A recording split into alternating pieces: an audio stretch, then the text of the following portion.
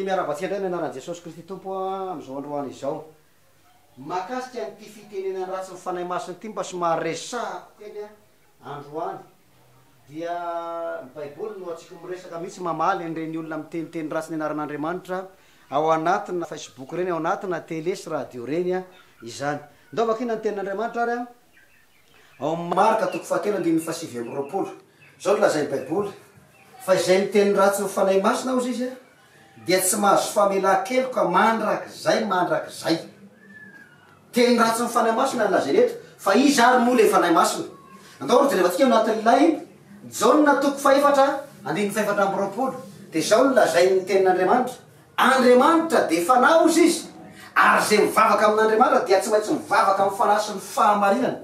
Zany hoe lay fanahy masina zany dia Andriamanitra. Zay raha filazan'ny Jaona eto amin'ny toko faefatra andininy faefatra amby roapolo.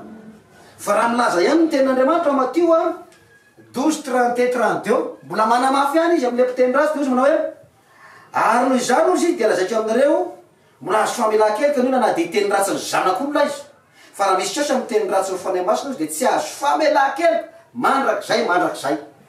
Zany hoe le olona miteny ratsy an'Andriamanitra zany natao hoe miteny ratsy amin'ny fanahy masina raha lazay ny Baiboly eto.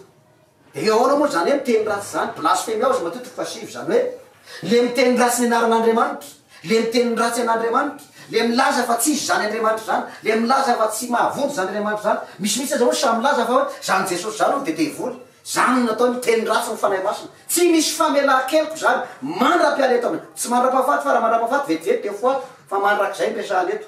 Tsisy famelan-keloka mihitsy satria nahoana ozy ny 2 Cor 5:3-17 dia manao 2 Cor 3:17 dia milaza zao teny zao manao hoe fa ny tompo zany fanahy zany, ary zay toeran'ny fanahy ny tompo ny rahalahy misy toeran'ny fahafahana.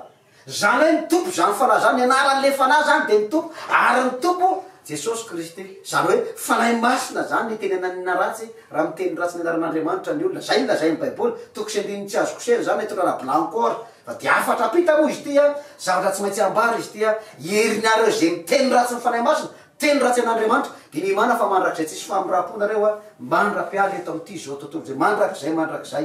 Ka dia apetrako ny afatra hoe mahereza azakivy. Tsika rehetrarehetra kosa mahaino an'zy zavatra rehetrarehetra zay indreo dia azaketraka fa manompo tazomy tsara Jesosy, tazomy mafy Jesosy. Ary ho anao zay mieritreritra hoe tena ohatra mampirosana kosa zany, dia zao no teneniko anao ho avy tsy hoela Jesosy Kristy io zy ny Baiboly no tompo, izy no Andriamanitra, izy ny mpamonjy. Aza manaiky areborebo mipiteny ratsy sy mpanaratsy ianao, fa Andriamanitra dia Jesosy Kristy no Andriamanitra. Zay tsy manaiky an'i Kristy antikristy, zay no lazay ny Baiboly. Zay tsy mino an'i Jesosy tsy mahazo famonjena, tsisy adevitra zany. Fa dia ozy manao hoe ho anareo mpiteny ratsy amin'ny fanahy masina, mahazo to miteny ratsy faratapony nareo fa zao efa tsisy famelan-keloko atsony nareo mandra-piala eto amin'izao tontolo. Mandrak'izay mihitsy tsisy famelan-keloko satria le Andriamanitra tenenanareo tsy lazainareo fa tsy izy io fanahy masina no izy ny Baiboly. Raha vakina teo Jaona toko faefatra andininy faefatra amby roapolo. Hotain'Andriamanitra tompoko mahereza indrindra.